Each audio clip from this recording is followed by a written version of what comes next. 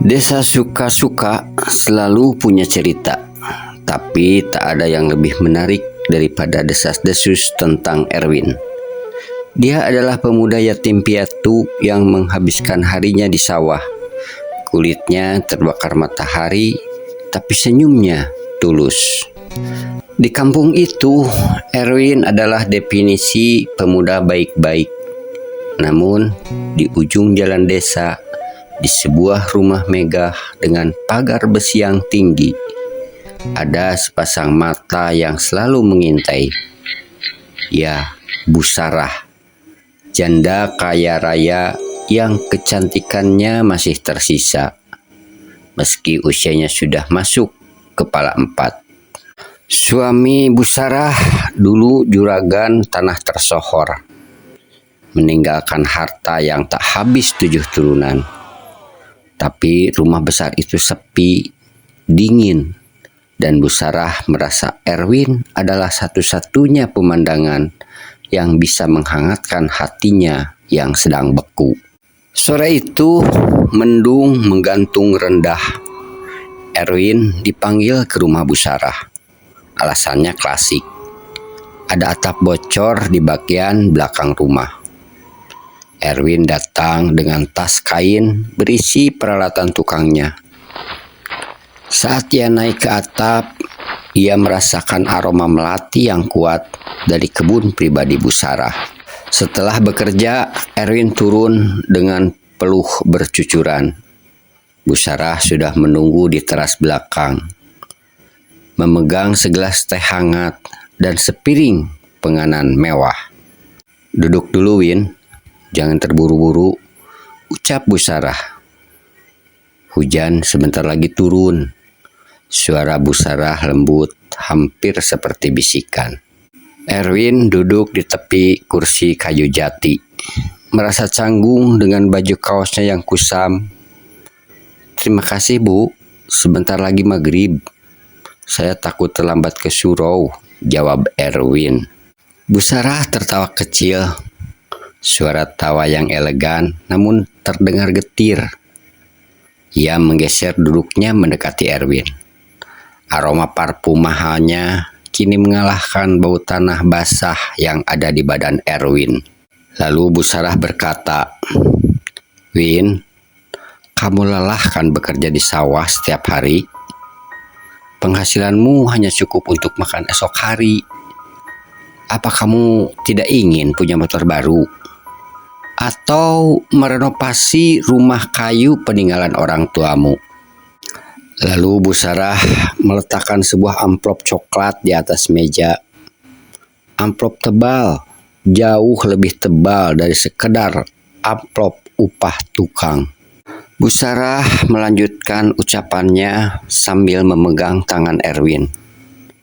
"Malam ini akan hujan lebat. Kamu sebaiknya jangan pulang, Win. Temani saya di sini.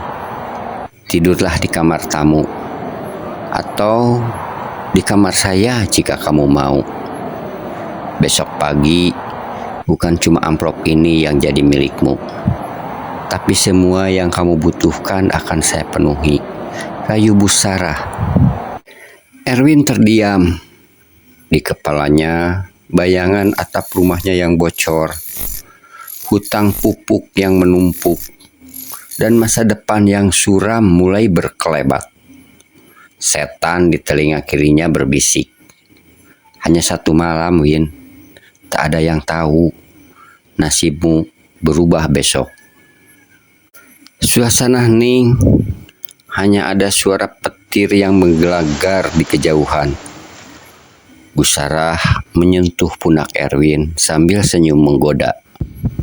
Jemarinya yang dingin mulai merayap badan Erwin.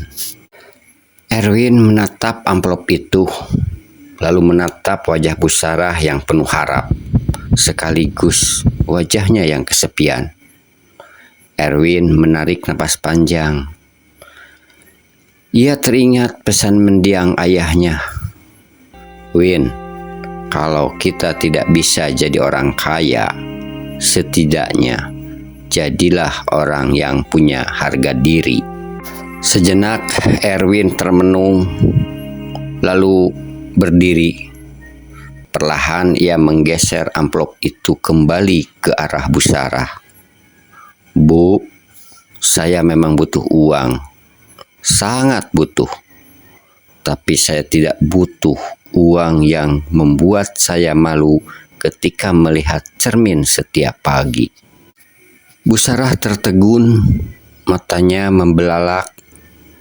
"Kamu bodoh, Win," ucap Bu Sarah penuh kekecewaan. "Kamu mau membuang kesempatan ini demi harga diri di kampung miskin ini."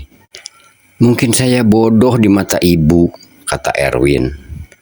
"Tapi bagi saya, tidur di atas tikar pandan yang bersih itu lebih nyenyak daripada tidur di atas kasur sutra yang kotor oleh dosa." Lalu Erwin berdiri. "Permisi, Bu.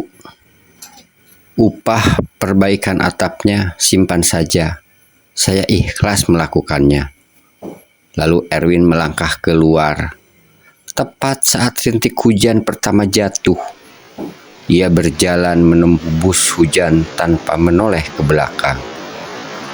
Sementara di teras, Bu Sarah hanya bisa menatap punggung tegap itu menghilang di tikungan jalan. Malam itu, di desa Suka-Suka, Erwin pulang dengan baju yang basah kuyup, tapi hatinya merasa sangat lapang. Ia mungkin masih miskin secara harta, tapi malam itu ia adalah pria paling kaya di kampungnya, karena ia memiliki sesuatu yang tidak bisa dibeli dengan miliaran rupiah sekalipun.